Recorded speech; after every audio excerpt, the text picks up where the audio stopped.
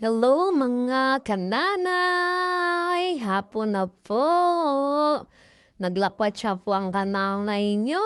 Kasama po ang nanay ko na mga kananay kasi naghahanap ako ng lupa dyan. Kasi ang lawa po ng mga lupa dyan, no?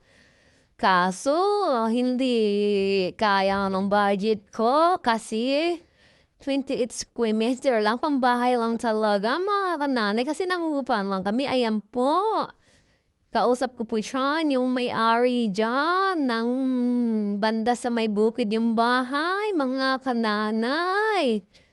At ayan, si kananay nyo, balik-balik.